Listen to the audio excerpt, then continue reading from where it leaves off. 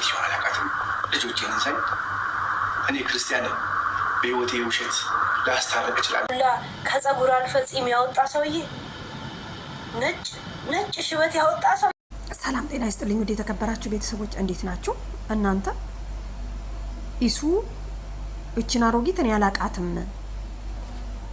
ሄሉ ደግሞ ያቀኛል ትላለች ማለት ነው። ሰላም ጤና ይስጥልኝ። ወደ የተከበራችሁ ቤተሰቦች ከምር ነው ምላችሁ፣ በደንብ ጠንቅቆ ኢሱ ሄለንን ያውቃታል በደንብ ማለት ነው። በጣም ብዙ ነገር እንዳሳለፉ ሄለን አይኗ ላይ ያስታውቃል ማለት ነው። ግግም ያለ ውሸት ነው። ውሸት ደግሞ እውነት ደግሞ ብትቀጥንም አትበጠስም እንደሚባለው ኢሱ እንደሚዋረድ እኔ 100% እርግጠኛ ነኝ። ሄለንም አላውቃትም፣ ኢሱንም አላውቀውም። ምክንያቱም ላይቭ ላይ ገብቶ ራሱ ሲናገር እንዴት እንደሚናገር ታውቃላችሁ? የሆነ በጣም ፈዞ ነው የሚናገረው። መናገር ራሱ አጥቶታል።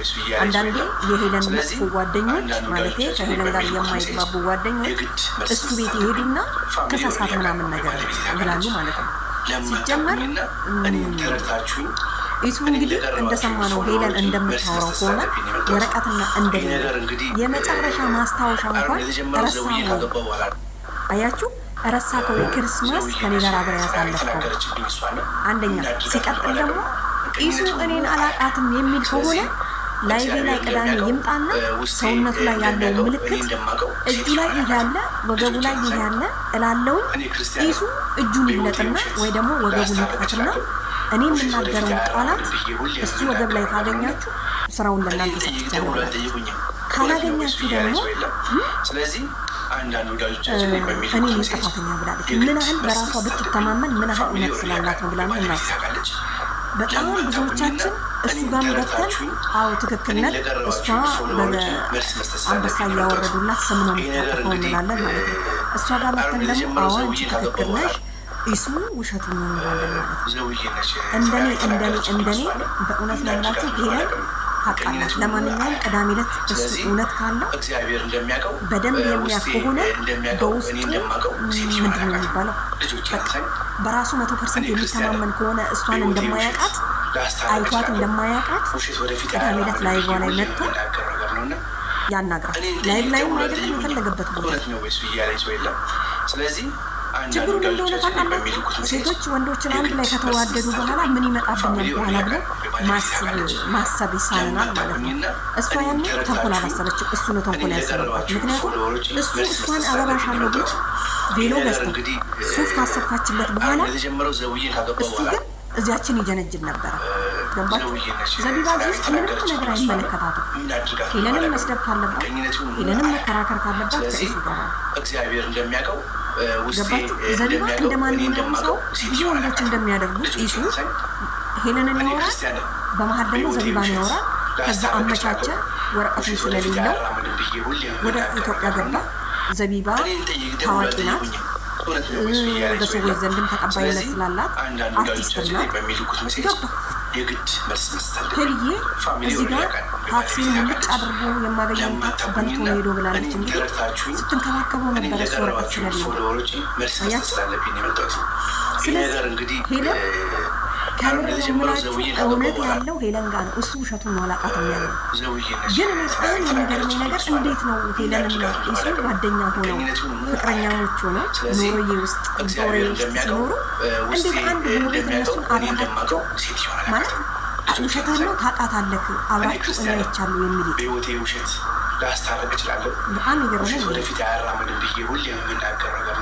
እሱ በእድሜ ከኔ ትበልጫለሽ፣ አንቺ አሮጊት ነሽ፣ እኔን አትመጥኝም እንደማለት ነው። በዚህ ተሳስተሃል። በጣም ትመጥናለች። እውነት ነገር እንነጋገር ከተባለ ማለት ነው።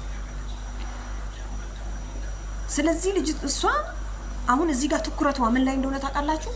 እሱ በላይቭ ላይ ገብቶ ከሌላ ሰው ጋር እያወራ ነው ስለሷና እሷ ደግሞ የራሷ ላይቭ ላይ ሆና በሌላ ስልክ የሱን ላይቭ እያዳመጠች ነው በመሀል የምትሰጠው ማለት ነው። ስለዚህ ኢሱ ተሳስቷል።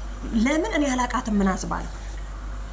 እችን ሴትዮ እንደውም አይቶ እንደውም ራሱ ማያቅ ነገር ነው እንግዲህ የሚያደርገው ማለት ነው።